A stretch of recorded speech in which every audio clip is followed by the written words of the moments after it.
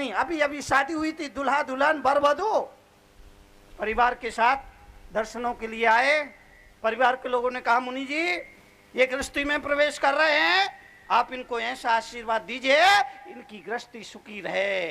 तब मैंने उस वर वधू से कहा, लंबे चौड़े वक्तव्य की जरूरत नहीं है, घंटा भर के प्रवचन की तुम्हें जरूरत नहीं है। अगर आप चाहते हो कि आपकी गृहस्थी सुखी रहे, तरुण सागर का एक ही वक्तव्य याद रखना, और वो वक्तव्य सिर्फ इतना है कि जहां तर्क है वहां नरक है, और जहां समर्पण है वहां स्वर्ग है। जिंदगी में इस फार्मूले को याद रखना कि जहां तर्क है वहां नरक है, और जहां समर्पण है वहां स्वर्ग है। पति पत्नी के बीच में जब तक एक दूसरे के प्रति समर्पण का भाव रहता है, जीवन में खुशियां रहती है। जब तक एक दूसरे के प्रति समर्पण की भावना रहती है, जीवन में खुशियां रहती है। जहां समर्पण और प्रेम होता है वहां खुशियां ही खुशियां होंगी। और जब समर्पण कम होने लगता है, कम होने लगता है, कम होने लगता है, कम होने लगता है, तो जिंदगी में टकराव शुरू होने लगता है। शादी के बाद 6 महीने तक पति बोलता है, पत्नी सुनती है, 6 महीने बाद पत्नी बोलती है, पति सुनता है, साल भर बाद दोनों बोलते हैं, पड़ोसी रामलाल सुनता है। समर्पण जहां रहेगा वहां सुख रहेगा। एक वक्त अब याद रखना, विनम्रता में जीने की आदत डालो, हाथ जोड़ करके जीने की आदत डालो। आज के आदमी ने हाथ जोड़कर जीने बंद कर दिया, हाथ बांध करके चलता है, हाथ बांध करके जीता है, हाथ बांध करके रखता है। विनम्रता का पहला लक्षण मंगलाचरण, हाथ जोड़िए। जब आप हाथ जोड़ते हैं तो कहने वालों ने कहा, 4 मिले 64 खिले, 4 मिले 64 खिले। 2 आंखें आपकी, 2 आंखें सामने वाले की, दोनों आंखों में प्रेम का भाव हो। 4 मिले 64 खिले, 64, 4 मिले 64 खिले, 20 खड़े कर जोड़। और प्रेम ऐसी चीज है, हर्ष रोम करो। समर्पण है वहां स्वर्ग है। पति पत्नी के बीच में समर्पण है, स्वर्ग है। सास बहू के बीच में समर्पण है, स्वर्ग है। देवरानी जुटानी के बीच में समर्पण है, स्वर्ग है। समर्पण जिंदगी में स्वर्ग लाता है। और तर्क से टकराव, टकराव से संघर्ष बढ़ता है। शादी होती है, दोनों के बीच एक दूसरे के प्रति प्रेम होता है, तो पहले साल पत्नी अपने पति को आवाज लगाती है, तो उसके आवाज लगाने का ढंग कुछ अलग होता है। दूसरे साल थोड़ा प्रेम समर्पण दोनों में कम हो जाता है, तो पत्नी पति को आवाज लगाती तो उसके कहने का अंदाज कुछ अलग होता है। तीसरे साल आते आते प्रेम समर्पण और कम हो जाता है। पत्नी अपने पति को आवाज लगाती है तो उसके कहने बुलाने का अंदाज कुछ अलग होता है। चौथे साल आते आते समर्पण की भावना बिल्कुल खत्म हो जाती है, तो बुलाने का अंदाज कुछ अलग होता है। वो अंदाज कैसा होता है? बोलूं बोलूं? तू क्यों बोल रही है? बोलूं? 5 साल का बच्चा बोल रहा है, बोलो। पहले साल पत्नी अपने पति को आवाज लगाती है तो बुलाती है, जानो। अब जिंदगी भर इतना ही प्रेम रहे तो मैं मानूं। पहले साल दोनों में समर्पण है, दोनों में समर्पण है, दोनों में एक दूसरे के प्रति आदर है, दोनों एक दूसरे की भावनाओं का आदर कर रहे हैं। इसलिए पहले साल पत्नी अपने पति को आवाज लगाती, कहती जानो। दूसरा साल शुरू होता है, पत्नी अपने पति को आवाज लगाती और कहती है, अरे कहाँ हो? अब जानू गया पानी भरने, जानू गया पानी भरने। तीसरी साल होते होते और कमर हो जाता है, आवाज लगाती हो, पप्पू के पापा सुनते नहीं, चौथा साल आते आते कह दिया रे कहाँ मर गए। रात सपने में बापू आए, बोले तरुण सागर ये क्या हो रहा है। मैंने कहा बापू पूरा देश रो रहा है। बोले ये देश क्यों रो रहा है। मैंने कहा बापू चादर है छोटी और पैर पसार के सो रहा है। रात सपने में बापू आए, बोले तरुण सागर क्या हो रहा है। आपसे निवेदन करना चाहता हूं, जीवन में एक सबक, हर सवाल का जवाब देना जरूरी नहीं। सामने वाला गुस्से में है, आप चुप रहिए। सामने वाला क्रोध में है, आप समझदारी का परिचय दीजिए। सामने वाला लाल पीला हो रहा है, आप शांत रहिए। सामने वाला आपे में नहीं है, आप अपना रिमोट अपने पास रखिए। टीवी देखते हो, टीवी देखते हो, दो हाथों में क्या होता है।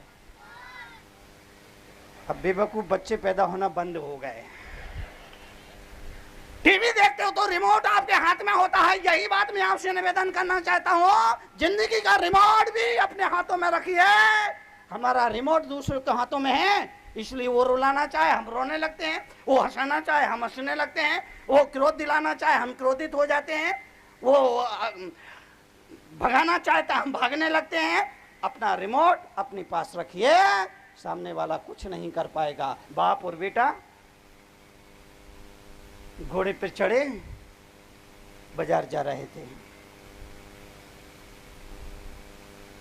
2 फरलांग ही चले होंगे, कुछ लोग मिल गए और उन्होंने कहा देखो कैसे पाषाण हृदय बाप बेटे हैं, एक जान पर 2-2 लाशें लदी हुई है,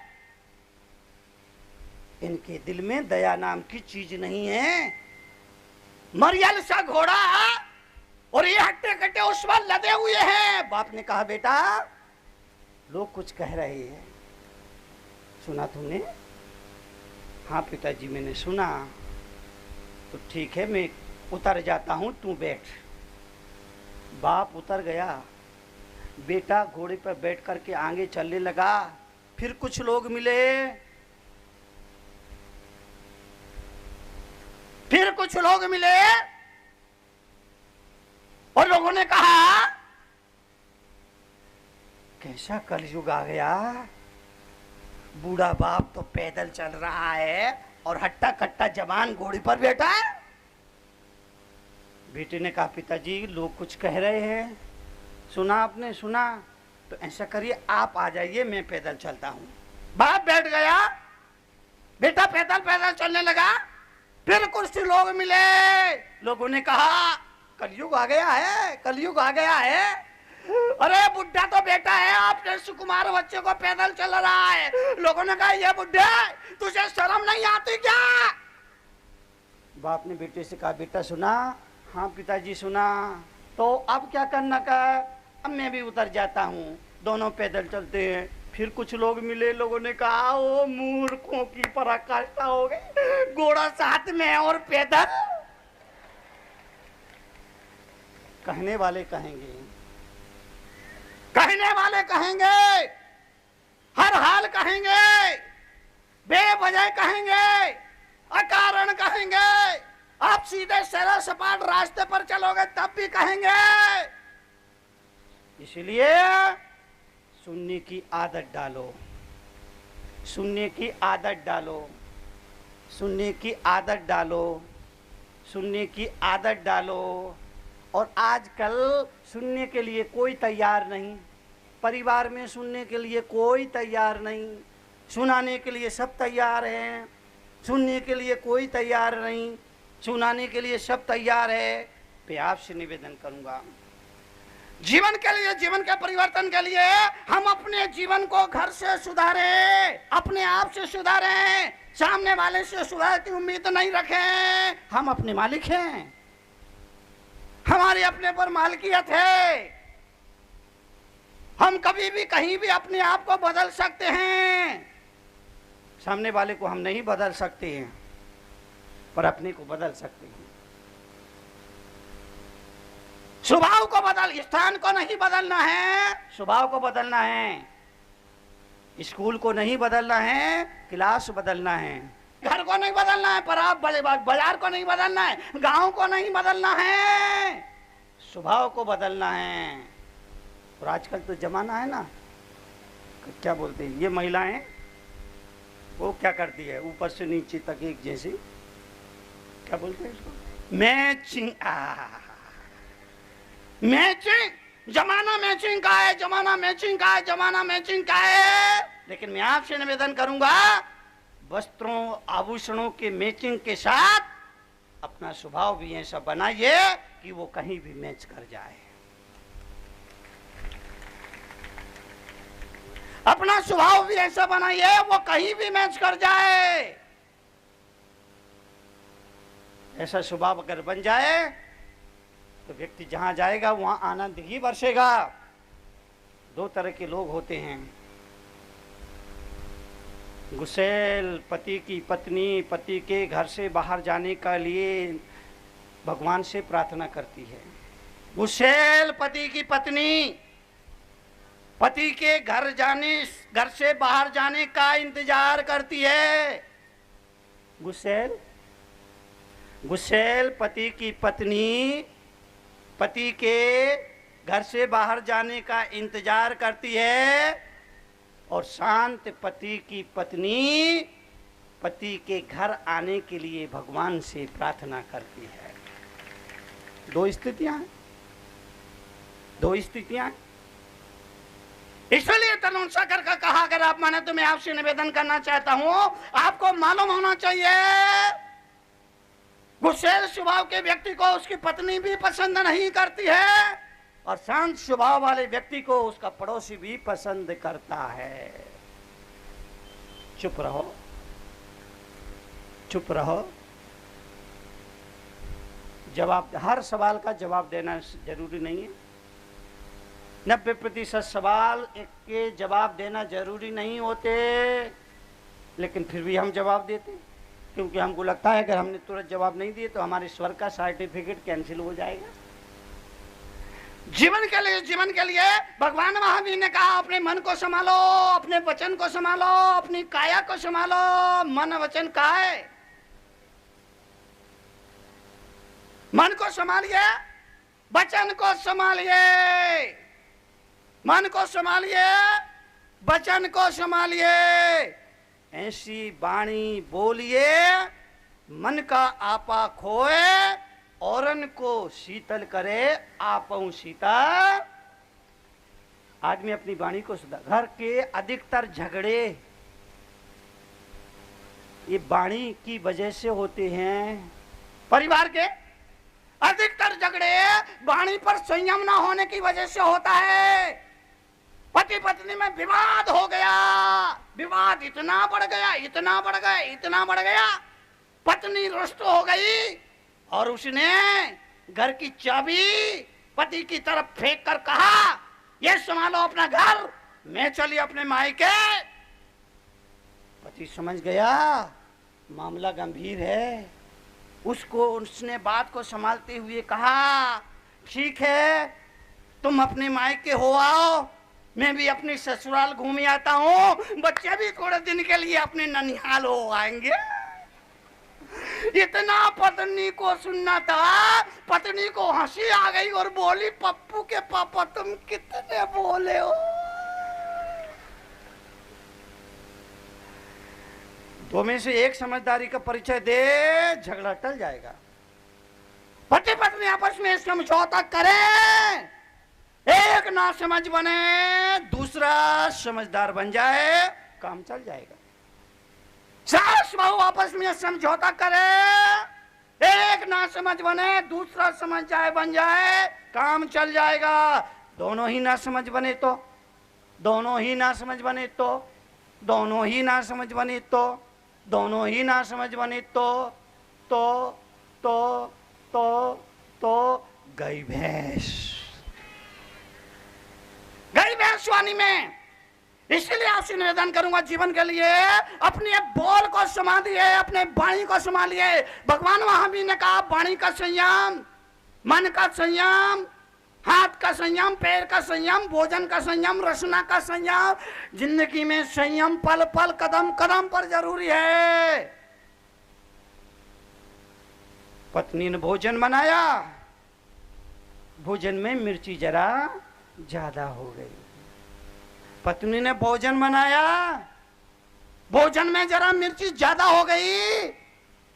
अब अगर पति कहे ये कोई भोजन है क्या, मिर्ची मिर्ची डाल दी, क्या किसी पंसारी से तुम्हारी यारी हो गई, तो स्वाभाविक है पत्नी को बुरा लगेगा और घर में कलह का वातावरण बन जाएगा।